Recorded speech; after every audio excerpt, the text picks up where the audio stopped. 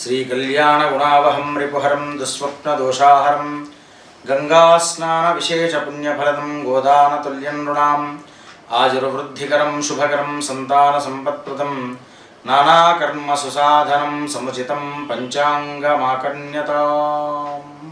Vasavi TV ప్రేక్షకులకు స్వాగతం సుస్వాగతం। వృషభ రాశి ఈ రాశి వారికి కూడాను మిశ్రమమైనటువంటి ఫలితాలతో కొంత ఇబ్బంది పడుతూ ఉంటారు। వారు చేపట్టబోయేటువంటి పనులలో కాస్త ఆలస్యం అనేటువంటిది సంభవించవచ్చు।